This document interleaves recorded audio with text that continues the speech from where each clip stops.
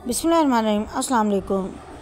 हज फ़्लाइट्स का शेड्यूल तमाम आज़मीन हज के पास यकीनन आ चुका होगा और अब आपको अपने फ़्लाइट के टाइम और तारीख़ को अच्छी तरह से समझने की ज़रूरत है। इसको अच्छी तरह से समझ लें क्योंकि फ़्लाइट का जो वक्त होता है उसको समझना बेहद ज़रूरी है। रात 12 बजे के बाद से तारीख़ तब्दील हो जाती है और बहुत सारे लोग तारीख़ की तब्दीली की वजह से परेशान रहते हैं। जब आप हाजी कैंप से अपनी टिकट वसूल करें तो उस पर अपनी फ़्लाइट का वक्त और तारीख़ अच्छी तरह से समझ लें और अपने टिकट को भी अच्छी तरह से चेक कर लें कि इसमें किसी किस्म की कोई गलती ना हो। अगर इसमें कोई मिस्टेक हो तो आप वहीं पर ही ताकि उसको दुरुस्त करवा सकें। कराची और इस्लामाबाद से जाने वाले तमाम आज़मीन हज रोड टू मक्का प्रोजेक्ट के तहत सफ़र करेंगे और इन तमाम आज़मीन हज को फ़्लाइट से तकरीबन 6 घंटे कबल एयरपोर्ट पर पहुंचना लाजमी होगा क्योंकि इन हुजाज का इमिग्रेशन जो है वो इन्हीं एयरपोर्ट्स पर हो जाएगा, यानी कि इस्लामाबाद और कराची के एयरपोर्ट से ही इनका सामान वगैरह जो है वो चेक हो जाएगा और इमिग्रेशन का प्रोसेस मुकम्मल कर लिया जाएगा। और इन हुज्जाज कराम का सामान जद्दा या मदीना एयरपोर्ट्स पर इनके होटल्स में मावनीन के ज़रिए से पहुंचा दिया जाता है। आज़मीन हज अपने हैंड कैरी बैग में वो जो जहाज़ में अपने हमरा लेकर जाएंगे इसमें अपनी ज़रूरत का कुछ सामान रख लें। 7 किलोग्राम तक जो है वो हैंड कैरी अलाउ होता है, यानी कि आप जहाज़ में अपने साथ रख सकते हैं। इसमें ज़रूरत की चीज़ें मसलन एक एहराम, एक सूट, कुछ अद्वियात या कुछ खाने पीने की स्नैक्स वगैरह, डॉक्यूमेंट्स, इस तरह की जो चीज़ें हैं वो आप रख सकते हैं ताकि अगर फ़्लाइट किसी वजह से लेट हो जाती है या होटल पहुंचने में कुछ देर सवेर हो जाती है तो आपके पास आपका ज़रूरी सामान मौजूद हो।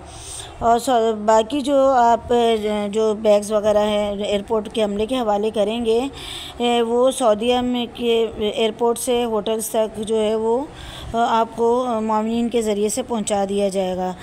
और इसके अलावा कराची और इस्लामाबाद के अलावा बाकी शहरों से जिन लोगों की परवाज़ें होंगी वो तकरीबन 4 घंटे पहले फ़्लाइट से एयरपोर्ट पहुंच जाएं क्योंकि इन हुजाज का इमिग्रेशन का कुछ अमल पाकिस्तान एयरपोर्ट्स पर होगा और कुछ इमिग्रेशन का जो प्रोसेस है वो इनका सऊदी एयरपोर्ट्स पर किया जाएगा।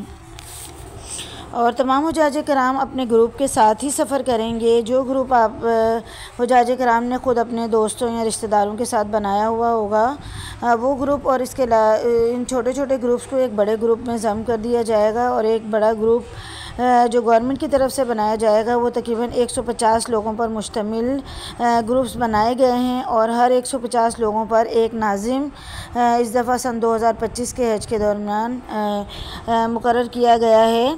याद रहे कि ये मामलीन पाकिस्तान के एयरपोर्ट से ही आप लोगों के साथ सफ़र करेंगे और वापस पाकिस्तान के एयरपोर्ट्स तक आप लोगों के साथ आएंगे।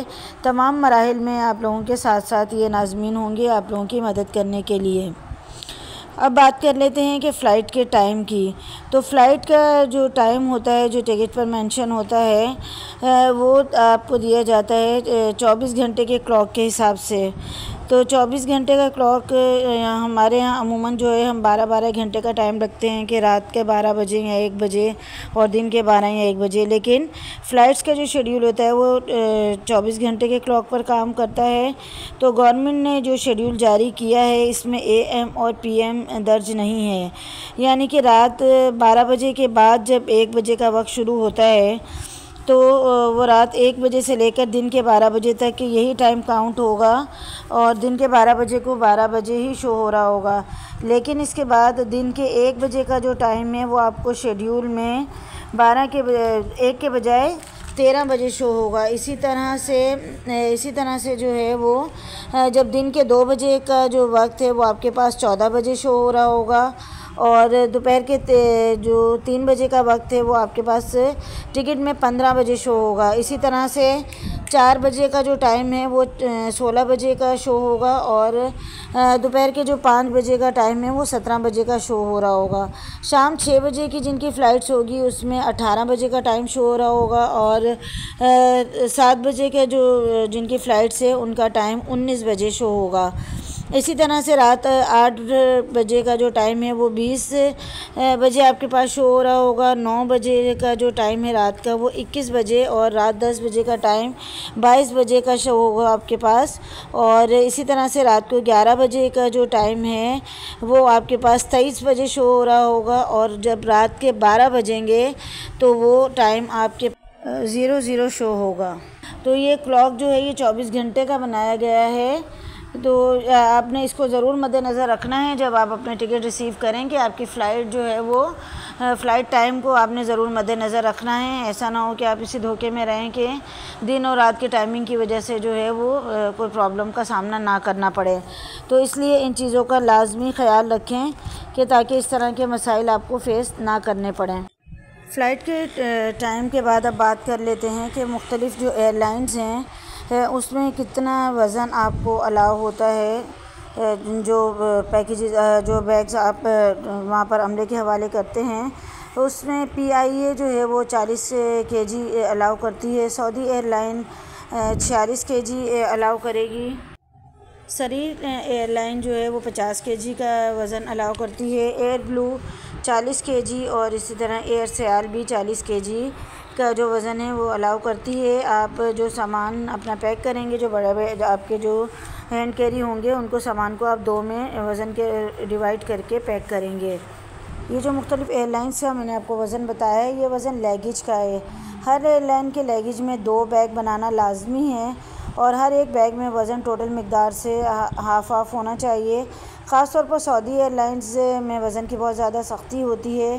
23 किलो से ज़ायद वज़न वाला बैग अलाउ नहीं होता है, यानी कि अगर आप 2 बैग लेकर जा रहे हैं तो दोनों बैग में अलग अलग 23-23 किलो के होने चाहिए। और सरीन एयरलाइन में 25-25 kg के 2 बैग्स हों। बाकी तीनों एयरलाइंस में 20-20 किलो के 2 बैग आप बनाएंगे, यानी कि 20-20 kg के 2 अलग-अलग बैग्स। इन तमाम एयरलाइंस में हैंड कैरी में 7 किलो का जो वज़न है वो अलाउ है, यानी कि जो आप जहाज़ में दौरान सफ़र अपने हमरा रख सकते हैं। और वापसी पर 5 लीटर की ज़मज़म की बोतल दी जाएगी जो इस वज़न के अलावा होगी। उम्मीद है कि ये वीडियो आपके लिए मालूमाती साबित होगी। आपके दोस्त अहबाब या रिश्तेदारों में से जो कोई भी हज उम्र पर जाना चाहते हैं उनके साथ हमारी इस वीडियो को ज़रूर शेयर कीजिए। और इस हवाले से अगर आपके जहन में कोई भी सवाल हो तो आप कमेंट बॉक्स में हमसे पूछ सकते हैं।